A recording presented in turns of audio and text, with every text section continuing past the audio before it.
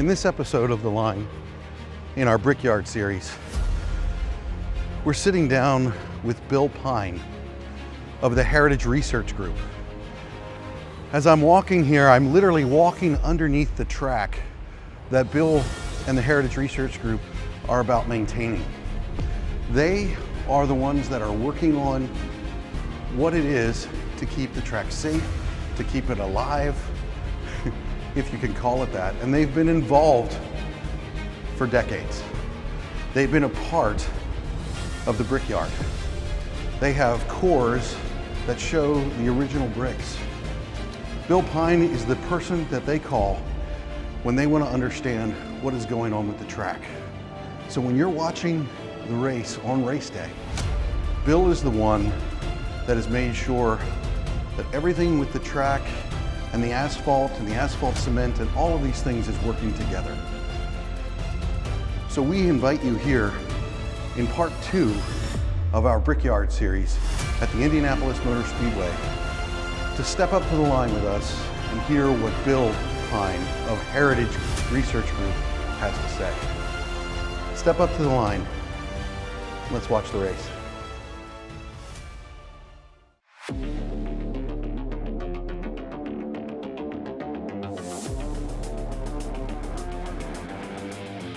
Well, welcome to The Line. I'm here with Bill Pine of Heritage Research Group, and we're sitting at a very interesting place here in Indianapolis at the Brickyard, or as Bill likes to call it, the track.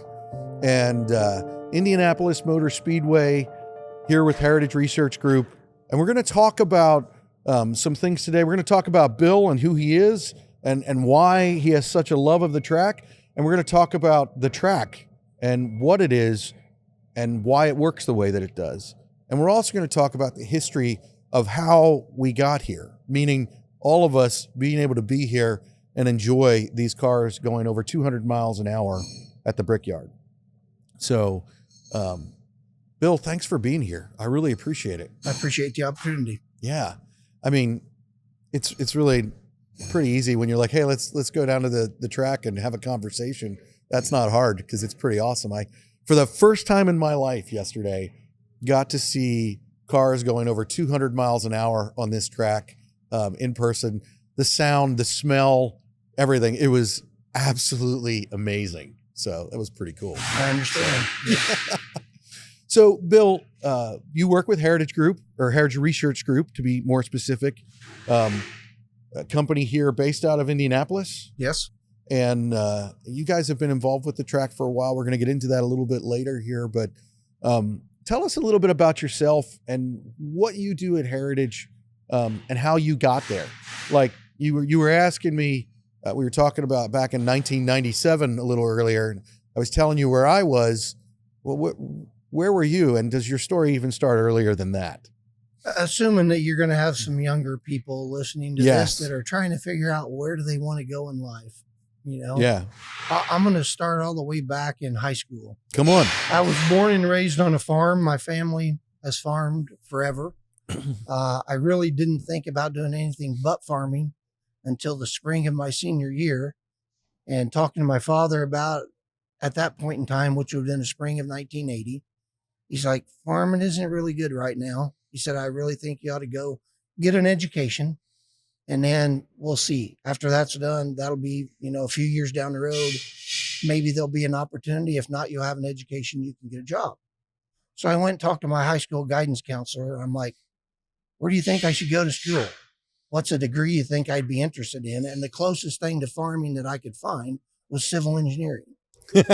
So that's why I chose civil engineering. I chose Rose-Hulman Institute of Technology in Terre Haute simply because she knew that was a good school. I had heard of it. Yeah. And ended up there getting a civil engineering degree. Went to work for the Illinois Department of Transportation in 1985. Spent a year out on construction. At the end of that year, there were some open positions in the office that was within about 3 miles of where I lived. Okay. And I'm like, man, I don't have to worry about being out on construction. Yeah. I've got a baby at home. I've got a farm then of stuff to take care of. So I took a position in the office one that I thought would sound interesting was in the Bureau of Materials. So that's kind of how I got into asphalt and aggregates and concrete and soils and things like that, and started there. Spent almost 14 years with the Illinois Department of Transportation, a year on construction, a year and a half, I called it my tour of duty. In my stretch where I served in the Bureau of Materials, I spent a year and a half as the permits engineer for the district, which you don't want to know anything about. It was an interesting job that taught me a lot, but fortunately I ended up getting back into materials, and at that point kind of got more focused on asphalt. In those years that I worked there, I met a guy by the name of Rick Byers, who runs our Illinois division of asphalt materials at Emulsicoat in Urbana, because they supply a lot of the contractors in the area where I worked. I also had the opportunity to meet a couple folks from Heritage Research on some projects that were done in our district, Tony Creek and Jerry Huber. So that's kind of how I got to know people within the Heritage group. Are we still in the 80s? We're in the 90s. Oh, we're in the 90s now. We're in the 90s now. Okay. Yeah. In 1991, a guy that I went to college with and was very close to became the engineer for the track. Okay. Okay. So that's kind of how I got a connection from the track. In 1997, they were having some issues over here with the asphalt, and Heritage Research was working with them and other folks. And he's like, I need somebody that I know outside of this group to talk to. When you're saying they were having some issues with the asphalt and things like that, like, for those of us listening, can you kind of paint us a picture? What were the issues that they were dealing with? Basically strength, but it's a lot deeper than that. But it's really about NASCAR. Okay. NASCAR is way, way more detrimental to the racing surface of this track than IndyCar ever will be. Really? Heavier cars, higher tire pressures. They have the potential to do more damage. Okay. Right. That's something we've learned over the years in working here. NASCAR started here in 94. Okay. So this was right around that time. You were in the early 90s beforehand, and then NASCAR came into here. Yeah. Okay. NASCAR came in 94. Okay. So back to your story. But they were having some problems, and he's like, hey, can you come over and help give me your opinion of what's going on? I know nothing about racetracks. I do know a little bit about asphalt, but I kind of help serve as a go-between him and the other folks of helping bring the terminology and the technology to a point where he could understand it, because he had no asphalt knowledge really whatsoever. So that helped me get more exposure with the Heritage Group, and they offered me a position, and I started there in January of 1999. So 27 plus years ago. 27 years. That is something that's interesting to me, because, I talk with a lot of different companies, and that is almost, I mean, what is 27 years is almost a generation essentially of work.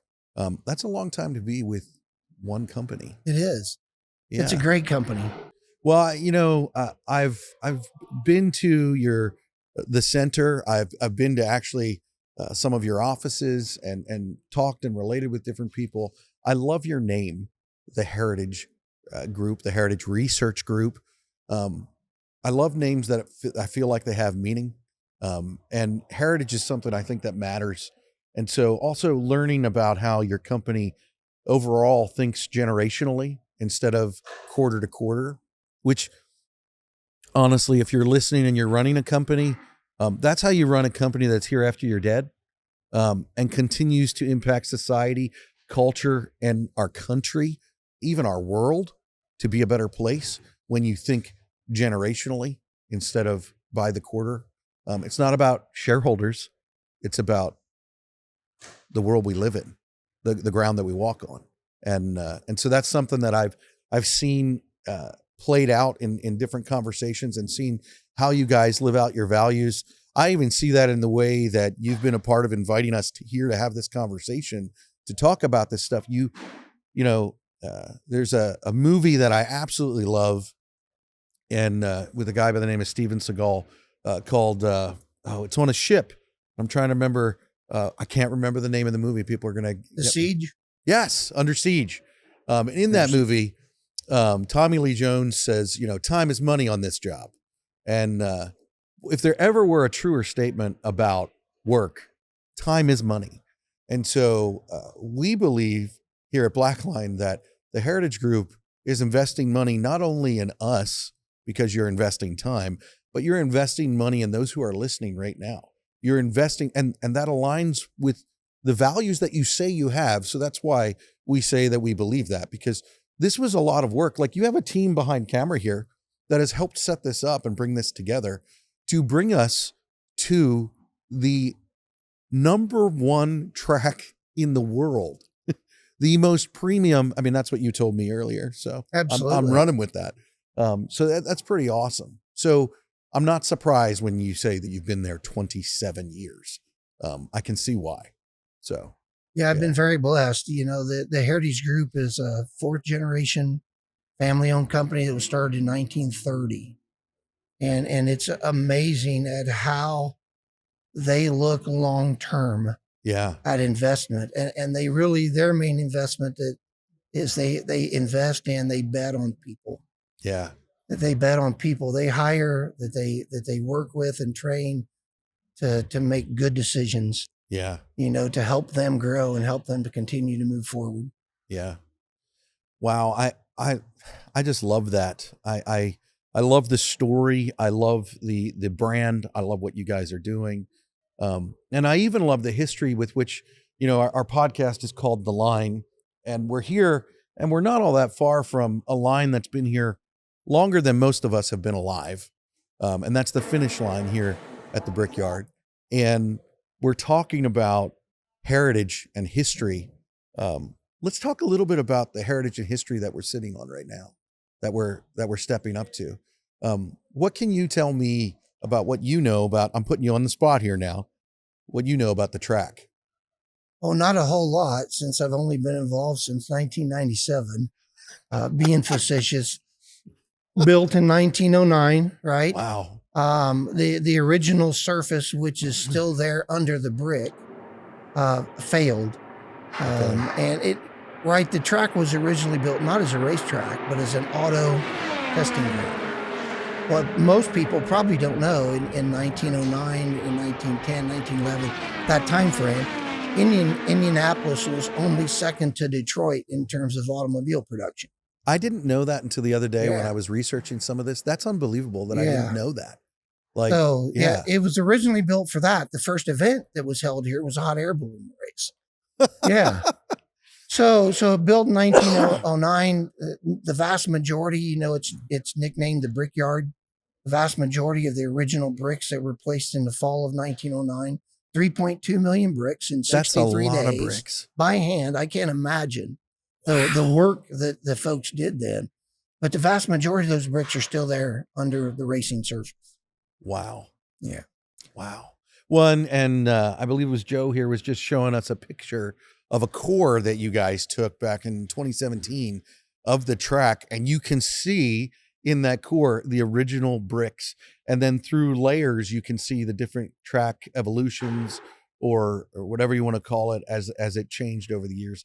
Pretty fascinating to see. Yeah. Yeah. So it's all still there, like underneath. It is, but you would be surprised at how different it is around the track, right? The brick is there. Yeah. The brick's only gone where the tunnels exist today, because when it was originally built, there were no tunnels. Everything went across the track. Right. But other than that, the bricks are pretty much all still there. But the first asphalt didn't touch the brick out here until we think around 1934-ish, somewhere in that range. And at that point, they just started resurfacing the roughest areas of the turns. Okay. The first time the front stretch saw asphalt, I think, was 1961 or 62. Wow. Up until that point, they intentionally left the brick open completely on the front stretch. Really? The first time the entire track was resurfaced at once was 1976. 1976, I think, for a cost of like $125,000 to put 2 lists of asphalt down. Unbelievable, right? So Oil prices were different. yeah, 1976. The second time was 1988. The Wow. third time the entire track was resurfaced, 1995, and most recently was 2004. So if you do the math, they were getting, IMS was getting around 9.5 years or so out of a full resurfacing. So our goal in 2004, when we most recently did the oval, was to get 15 years out of it before they had to resurface the entire track. I bet it cost more than $100,000. It did. Yeah. Yes, it did. But the cool thing is, right, 15 years would have been in 2019, 2020, we were resurfacing the track. Yeah. We still haven't. Wow. So they're still gaining benefit out of it. We, in part of the core, the picture of the core you were looking at was taken there in 2017, 2018 for us to try and understand a crack that was showing up in the bottom lane through the turns, up out of the racing groove for the most part, but below the joint between the bottom two lanes. So we took some isolated cores to figure out, is that crack bottom up driven or is it top down driven? What would be the things that, and forgive me just because I'm ignorant of this, what would make it do top down or bottom up? What would be the things that would cause that to be different in that way? Typically bottom up is more of a structural issue. Okay. It can be, if you ever look at a pavement, a concrete pavement, such as a jointed concrete pavement that you resurface with asphalt, concrete contracts and expands at different rates, different temperatures than asphalt does. So when that concrete moves, it'll force a crack up through the asphalt, and we would call that a bottom up driven type of crack. Okay. Top down is normally thermally driven. As pavements cool, as asphalt cement cools, it contracts, and it basically can pull itself apart. So when you say asphalt cement, Yep. Are you talking about something that it's actually together? Asphalt cement? Like what does that The mean? actually black glue that's in that mix. Really? Asphalt Okay. mix is made up basically of aggregate and then asphalt cement that coats it. Okay. So we're really talking about the properties of the asphalt cement really drive top-down cracking in a lot of ways from a thermal standpoint. Okay. It can also be load driven. Okay. But out here, it's really thermally driven. Okay. Wow. Wow, that's fascinating. So you came out here to investigate that.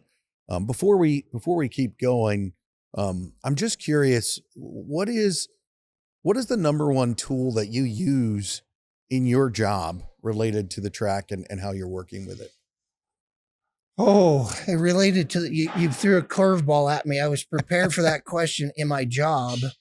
But I have used that tool many times out here, and we call it a tool. It's a method that I was taught by a guy that I work for at the Illinois Department of Transportation. His name is Robert Bailey.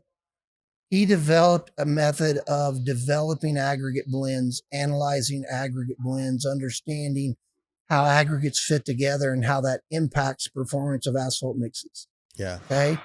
I use it every day in the work that I do now, but I've also used it at the track as a great example. And I told you, I don't know if we talked about it here a little bit ago or prior to starting the podcast.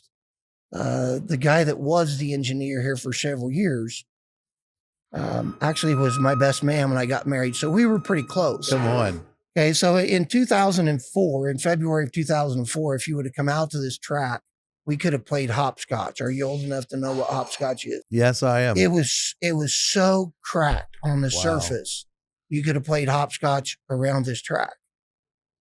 So I proposed to him, just me and him sitting in his office outside of turn one here. I said, here's the mix I would like to use as our new surface when we get ready to redo this fall. He's like, great. I told him about the properties of it and why. He's like, do you have a lot of experience with this? I said, nope. I've never designed one. I can't repeat online what he said to me, but he trusted me, and I knew this tool to help me use that tool and obviously the expertise that exists at Heritage Research Group Yeah. to figure out how to design the mix that's out there right now as a racing surface that's went this year 7 years Wow. on beyond Wow. what we were trying to get Wow. in life. So back to the core we were using to start and trying to understand why is this crack showing up. From that point to today, Yeah. we've really been in what we would call pavement preservation mode out here. What can we do to get the Indianapolis Motor Speedway another year of life Yeah. out of this pavement? Yeah. Because when you think about the investment that they'll have to make to resurface this again, if they can take that money and put it on interest for a year, that's a lot of money, right? Kind of sounds like the story I told you about that I learned about boots. Yeah. What's very different today than was in 2004 is they have events Yeah. scheduled at this track virtually every day. Yeah. I was just at one Right. yesterday. It was pretty fascinating. Yeah. Yeah. So when we take the track and take it out of use Yeah. for 40, 50, 60, 70 days, Yeah. it's not just them paying us to do work here. It's also a loss of revenue for them Time because is money. that's right, because they're not being able to let another group come out here and rent the Yeah. track and have an automobile event. Yeah. So it's costing them two ways. So we do everything we can to help preserve the pavement, to buy them life, and also keep it safe for the drivers that drive the insane speeds they do around this track. I want to, if we can, I want to go back to being in that office around turn one. Because you shared that story very humbly, but I think that you said something that sometimes people struggle with, and you glossed over this, but he asked you, well, what experience do you have with this? And, one of our core values at Blackline is honesty. And I think that honesty is not telling everybody everything, but not hiding anything. And so he asked you that question, and you said to him, no, I don't know. You were honest with him, and you're not telling us what his response was, but we could all fill in the blanks maybe. But he chose to trust you. And I think it's interesting. And you guys had some history there for sure, but it's interesting. I think there's this temptation to not be honest with people sometimes because we're afraid of what might happen or how they might respond. And I can't tell you how many times in my life where I've struggled with that and I've decided, no, I'm going to be honest. And I haven't always. The reason it's a value is because I realized how valuable it is because I did it wrong. But how many times that I've chosen to do that and it wasn't as horrible as I thought it was going to be, that I was honest. So talk to us a little bit about why were you honest in that moment? What gave you the confidence to be that way? And why did he decide to trust you? Well, we were very close personal friends. Yeah. Ahead of being professional colleagues. Yeah, but his job's a big deal. It is absolutely. But yeah, no doubt in my mind, having that personal relationship. Yeah. And him knowing me. Yeah. He knew he could trust me and us as a heritage group to move forward in that example. Reality is we did have experience with that type of mix. Right. But it's a different size. It's called a stone matrix asphalt mix. But it's a 4.75 millimeter nominal size. Makes no sense to you. No, it does not. If you've got any asphalt geeks or nerds like me listening, they'll know exactly what I mean. To my knowledge, that's the first place that size of an SMA was placed in the United States. Wow. We did some testing, obviously lots of testing in the lab. We did some offsite testing, but we were pretty darn comfortable when we went to the track with it, that it was going to perform, and it's performed beyond what we expected. But we switched to that mixed type again, as we were talking earlier. That mix really offers the best of both worlds, the best from a strength standpoint, but also the best from a durability standpoint, and both are paramount to performance out here. Would you say that response is something that when people are looking to utilize a company for their asphalt needs, whether it's a state, whether it's a track, you know, or whether it's here, that honesty that permeates throughout a company. Would you say that that's something about who you guys are that you bring to the table when you go on those projects, wherever they are? Absolutely. Yeah. If you, So it's not just a Bill thing, it's a heritage thing. yes. Yeah. I think if you ever deal with a company or a person that thinks they've got everything figured out about Come any on. given subject, Come on. it's time to move on. It's time Yeah. to duck, Yeah. you know, but I knew there were plenty we didn't know about that mix then, but I also knew it wasn't just Bill. I was surrounded by a whole lot of people that had a whole lot of knowledge and experience, and we had tests to help us figure out how to do that right. I think that's the thing that I love about your lab and your research group. Having seen your lab, which is like next level. I mean, you would not think that that's related to asphalt. Because we, just like the trades, we take for granted what we drive on. We take for granted the things that we use to live out our lives and our days. But it's like, having been there and seen that, one of the things about Heritage Research Group that I find fascinating is with that, you didn't just guess. Like you told him that you didn't know, but you know, Teddy Roosevelt has a quote that I absolutely love. Somebody asks you to do a job, say, yes, I can do that job, and then go figure out how to do it. And it's like, you guys went and figured out how to do it before you put cars on the track. You talked about that a little bit earlier with me about the testing that you guys do. Talk about that for us. Cause like, you guys don't just work here. Most of the roads that I drove to get here when I got into Indiana, I'm believing that your company played a part in. And so talk about that research that you guys do across the board, and why it's so important. Heritage Research does research not just for our own internal companies, but we also get involved in research that impacts our industries. Come on. Yeah. And so we've touched a lot of roads in Indiana, not just by doing the actual work on that road, but in helping the industry as a whole move forward, improve mixed performance in different ways. And you can say that nationwide as well. We have several folks at Heritage that are involved nationally with the National Asphalt Pavement Association, with the Transportation Research Board, with the Association of Asphalt Paving Technologists, with a lot of different groups. They're often involved in NCHRP projects that help move the industry forward. Yeah. So these cars go over 200 miles an hour on this track. You know, you talked with him about that, and you talked with me a little bit earlier about the importance of strength, the importance of, but all of those factors, and I would assume that's a lot of friction over 200 miles an hour over that track. What are some of the things that happens when the cars are going around the track? Like, what happens to the asphalt? What happens to the track as an event is going on?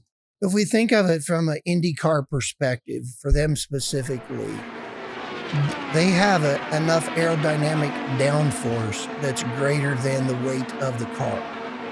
Okay, so at racing speed, they could race upside down on the ceiling if you could get them there to start with. Okay, so that car is absolutely glued to the track. Upside down on the ceiling if you can get them there. Yeah. That's a lot of force. Because there's more force pulling them down than the weight of the car itself aerodynamically. So their tub is unbelievably close to the surface of that racetrack.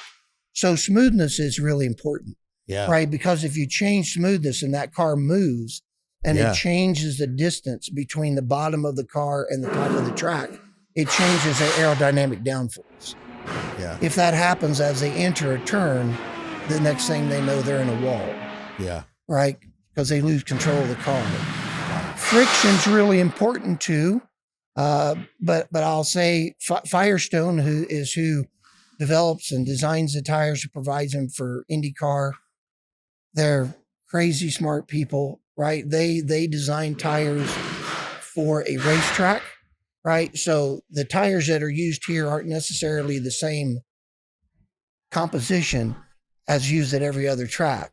So they design them specifically for IMS. Really? Yeah. So, but what's important from us, That's fascinating. from an asphalt maintenance design, placement, and in maintenance, long-term maintenance perspective, is that track surface has a uniform friction value.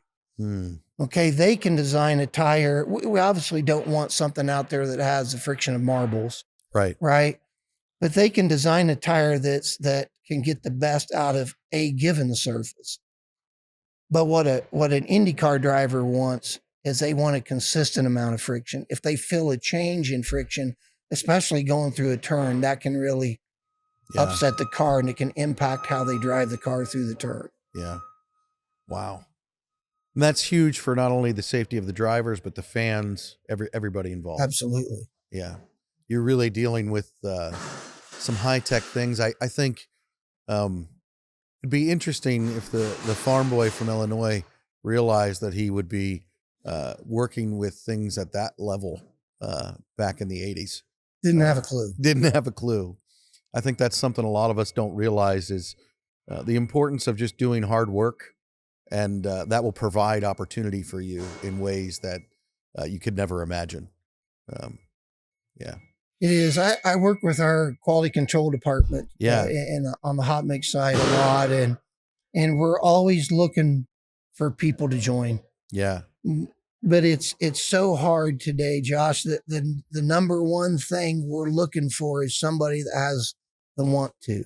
The want to. They want to learn. They want to show up to work on time. They want to be involved. They want to do their job. It's not as much about whether they have a 4-year degree or a PhD degree or a 2-year degree. All of that's nice. But if they don't want to come to work, if they don't want to learn when they're there, in the long run, they won't do us any good. So I agree. That's and it's a hard thing to measure. Yeah. You have to have a conversation with folks, and you got to learn about their history, but normally you don't get a clear picture of it until after you've made that decision to hire them or not. Why do you think, and I mean, you're segueing into something that I'm really passionate about. And when you talk about the want to, I've hired and fired, I've managed people, I've led people. And I can remember when I realized that it's like, I would read a resume and everything looked perfect. And I was like, I would read the resume and I would get excited. And I'd be like, wow, this is exactly the candidate that I need for this position. And I can't tell you how many times this has happened in my career, but a lot. And then I would look at a guy that had 0 of those credentials, 0 of those things on paper. And I hired them both. And it would take me about a year, maybe a year and a half sometimes, to realize that this stuff on paper, while he had all of those things, none of them mattered because he didn't have the want to. And then I had this guy over here who, if you would have asked me when I hired them in the first 3 months, I would have been like, yeah, that guy's not gonna make it. And I feel ashamed to even say that, because if there's one of the things that I have learned over the years is how bad I am at judging things when I see the paper and I see the person without having put the time in to know them. Almost every single time, maybe every time, 99% of the time, the guy over here, actually, 100% of the time, the guy or girl over here with the want to supersedes the degree, supersedes the resume, supersedes all of that. And so, I've let go or fired the guy or girl with the resume, but I will find a place for the person that wants to. And so what would you say, like from the Heritage Research Group and what you guys are looking for, and you talk about that want to, what do you say to young people, and not even just young people, because I think one of the things that I absolutely love about the trades is you can be 19, you can be 35, you can be 55, you can be 60. And there's opportunity.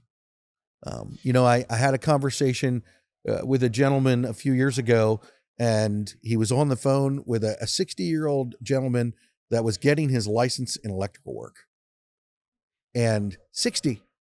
And it's like, but there were opportunities for him because guess what? He wanted to. So what would you say to people out there, whatever age they might be, about maybe they haven't wanted to for a portion of their life and they've realized what they've lost because of not having that? How do they get to the want to? How do they do that? How do they make that part of their life? I know we're going deep here. Yeah, that's a tough one. I almost think the want to's built into them to start with, right? That's what we're looking for. We can train them. Yeah. They can walk in today and know nothing about asphalt, and we can get them to where we need them to be with whatever position you're in within a matter of weeks or months or a few years. But if they don't already have that want to instilled in them, it's pretty challenging. I think I would say my parents played a big role in teaching me the value of want to, the value, but I think they can figure out their want to if they think about what they're passionate about. What do you like? Yeah. Right. You need to come to work every day because you enjoy going there. Yeah. Right. You're there because you enjoy what you're doing. Not every single minute of every single day, right? Yeah. Any of us, I think it says our job's enjoyable 100% of the time is probably lying to ourselves, because we all have to do things that we don't necessarily like to do because there are other things we like to do better. Yeah. But I would encourage them, figure out what your passion is, but don't wait for opportunity to knock on your door, knock on doors to find opportunity. I agree. And I think that ties into the want to. I agree with you about, I was very fortunate to have had not only my parents, but just the culture with which I was surrounded growing up, poured into me that want to, poured into me realizing, oh, I need to do this. And I would say, I would go a little further. There's two things that I would say to this. One, as an individual, you do have to want to, and wanting to is wanting something outside of yourself. The biggest thing that I would say that the want to people, I think, get a hold of, because is recognizing when, so when you're here looking at the track and you're talking with your client, you want to provide a service. You want it to be successful. You're not sitting there thinking, how much money can I make on this job if I sell it? You're thinking about the service that you can provide. And I think that ties into us as individuals. Like, we need to be about, well, am I lifting the view of this person over here? Am I improving their life? Because if we don't have that, then our want to is selfish. And I think we're naturally selfish as human beings. And we have to work at getting outside of that. But when we do that, it brings those opportunities into place. The other thing, the second thing that I would say, and this is a challenge to companies, our culture is different than it was in 1980. Our society is different than it was in 1980. And I want to be really careful because those of us who've been alive and experienced, I've been seeing a lot of things online about people posting this thing. There's this thread going around saying, if only we would have known that it was the good old days then, that was the good old days, and we could remember that. And I think our minds lie to us, because I think that we're living the good old days right now. And I'm not saying that I don't have great memories of earlier in life. I do. But our minds kind of take away the hardships and the pain and the bad. And here's my point. I know it's long-winded, but I talk for a living. So, but my point is this. The culture is different, and we are living the good old days now if we decide to live them. And as companies, we have young people, and not all young people, because this has been happening for a while, who have not been taught to want to. And if we're going to think generationally, and if we're going to build a culture that's going to survive and it's going to be here in another, how long has Heritage been around? 1930. Almost 100 years. If we want a culture and a society that's going to be around and be one that you want to live in, then companies need to start doing what your parents did. And it's not all you, but companies and companies are made up of people. They're made up of Bill Pines. They're made up of Joe and Alex and Derek. They're made up of these people. And when we take the time to invest teaching people to want to, we're doing what your parents did, which means we're building into them success for the future. You're building in the bricks in the foundation. You're building in the things for them to build on. When I saw that core of the track, I was fascinated by the history that I could see in a core. And the reality is, all of those things, and I don't know a lot about asphalt, but I do know about bricks. They have to be heated tremendously to get them hard to be able to withstand that. And I've been to a couple of asphalt plants watching asphalt being made. And what I did not know is what I was looking at was asphalt cement being melded into the aggregate, which took great heat to bind that together. And I think that's what we need to be doing as individuals, in companies, to pour into people that they want to. And I think we can. I just think it's hard work. Yeah, I think that's another thing that the Heritage Group excels at. Yeah. Is they provide their employees all kinds of opportunities to grow, to learn, ways to excel, not just as an individual, but in your group. What are things this group needs to be taught? Yeah. From a leadership perspective, a technical perspective, a human resources perspective, for an older guy like me to better understand a younger person's point of view. Today, it amazes me at the talent that we have in young people within the Heritage Group. Not just Heritage Research, but all of our companies. Yeah. The few that I get to interact with, I'm like, oh my God, these people are so much smarter than I was at that age. But they have today, right? I think about the good old days too. And I'm with you that we often forget about what wasn't so great about that time. But we have, thank God my parents didn't have cell phones. Yeah. Right. I'd have probably been disabled. They would have probably killed me for the things that I did and got away with, but still found out through a rotary phone before I got home what I'd done. Right. But we have access today to so much information so fast. Yes. We can pick a cell phone up, which I've spent time working in Russia in my job. I've used a satellite phone in Russia to talk to my wife in Illinois, 100 miles to the west of here, just as clear as us talking right now. And I'm like, how's that technology work? I don't have a clue. Yeah. We just have the ability to have so much information at our fingertips today, and it's changing every day, right? Yeah. With the implementation of artificial intelligence. When you think about the fact that over 100 years ago, a hot shower was a technology that wasn't all that existent. Mm-hmm. We have no business feeling like or thinking like the world is coming to an end. That really is our choice. I think you talk about technology and the things that are there. If you're thinking that you can't make a difference and have the good old days now, you're not thinking hard enough. Because like you're talking about that access that we have, and that's part of the access that even brings it that we can have this conversation. When I started as an apprentice, this conversation would have been had with you and me alone. It would have invested in my life and it would build into me. And this is why we have these honest conversations and we share them, because now there are going to be hundreds, maybe thousands of people that will also be able to be a part of this conversation. And so that is the world that we live in now. The good old days are now. And, the Brickyard was built actually it's over 100 years. The good old days are continuing to be built just like that core, layer upon layer upon layer, to that now. I think when they started racing here, and you may or may not know this, were they doing over 200 miles an hour? Not quite that fast. Not quite that fast. And so it's like they couldn't have imagined what they would be experiencing or living with here today. And I think that would have been like, if you would have told them back then, well, you're eventually going to see cars do over 200 miles an hour here, that would have been like seeing aliens from outer space. Yeah. It would have been unbelievable.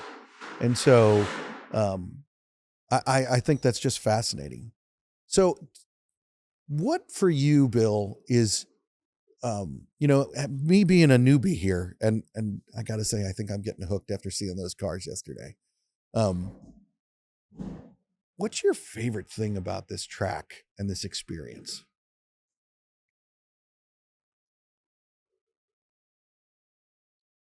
I guess simply believing, knowing that I've been a part of the team that's played a role here to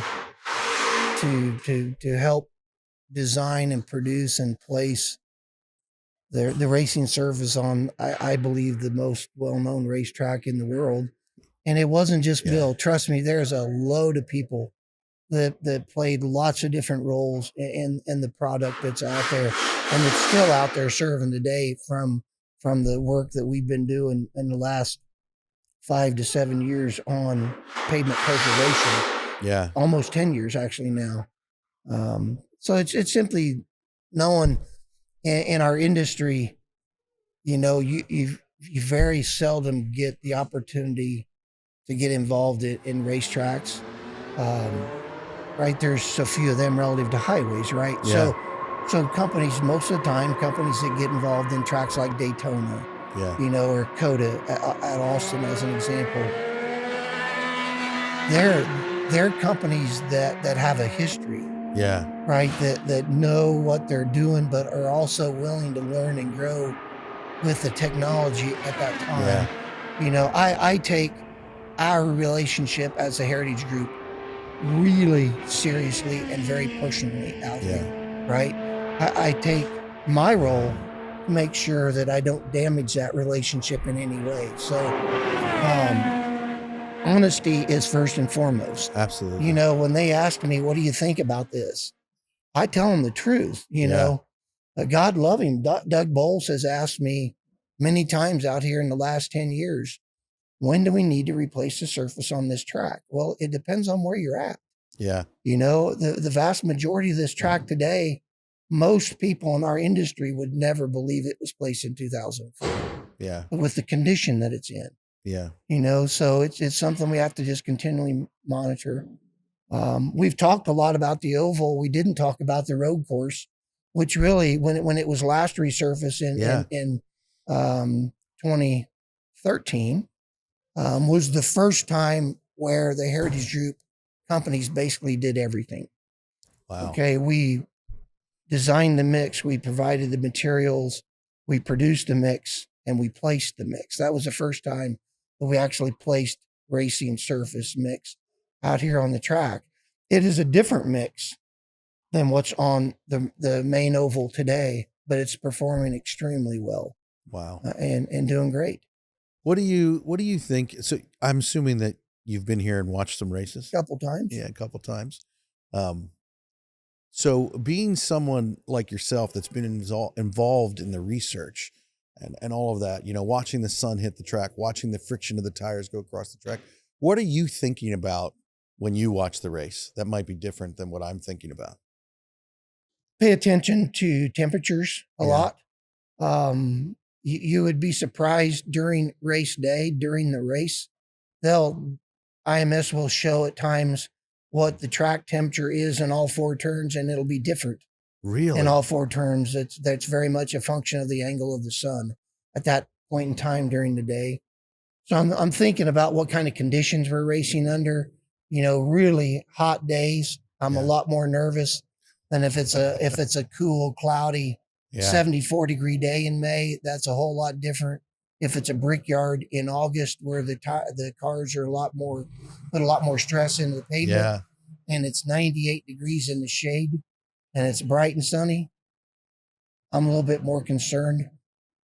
But not as much today, because as an asphalt mix ages, it stiffens. Yeah. So when we talk about stiffness during the race, normally we're not overly concerned about that. But I'm always happy when the race is done and nobody called me during the race. Yeah, I can imagine. So as we come to a close here, I always ask people this question. I talked with you about it, and you have listened to our podcast, so it's coming. What is a mistake that Bill Pine has made that he is willing to share with us that you've learned from, that we might be able to learn from? And you really want me to narrow it down to one?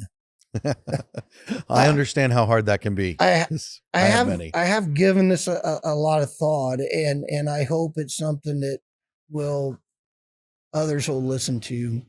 Early in my career with heritage research, I would say within the first 5 years or so, I had the opportunity to go into some young leadership training because the Heritage Group then was just starting to look at the need to train young leaders to develop them to move up into positions down the road. And I turned it down. And it was because I don't want to be a manager. I'm a technical geek. Yeah. Right. And I turned it down because I really enjoyed what I was doing. Yeah. And I'm still doing very much today what I was doing then. Hopefully I'm a little better at it than I was then. But looking back, I don't know that I would have wanted it to change my trajectory in my career. But it doesn't mean that I might not have learned some things Yeah. that might have helped me do the job I'm doing today better. Yeah. So, folks that are listening, if you're blessed to work with a company like I am at the Heritage Group that provides people, they don't force people, they provide you opportunities to learn. Take advantage of as many of those opportunities as you can, even if you're not 100% sure you see short-term value. Yeah. Yeah. That's good. I really appreciate that. I think it ties in with the name Heritage. And I just appreciate your willingness to take the time and invest with us here today. It really is meaningful to me, and I'm grateful for it. If people, because your company has so many different divisions, I've done a podcast with someone in your company before. We were talking about that a little bit earlier, and then I did a post and I tagged them, and I tagged the wrong Heritage, still a part of your group, but the wrong company. So for those who are listening, which division specifically are you here for today, and where do they find you? Both with Heritage Construction and Materials, which is kind of our umbrella over our aggregate company, U.S. Aggregates, Asphalt Materials, which is kind of our liquid side, emulsion side of things, Milestone Contractors, Evergreen Roadworks out of Illinois, and there are other companies in there. Heritage Research is a big part of Heritage Construction Materials from a research perspective. So I also work at Heritage Research, and a lot of people wonder what I do. They just kind of let me do my own thing, and I assist who I can and try and learn from that. So finding me easiest would be through Heritage Research. Okay. Yeah. Okay. Well, Bill, thank you so much for stepping up to the line. You're welcome. And in a few weeks here, we're going to watch some people cross the finish line on a track that the Heritage Research Group has been a huge integral part of over the past 50 or more years in making it that people can enjoy this race safely. So we really appreciate it. Thank you. I appreciate the opportunity to be here.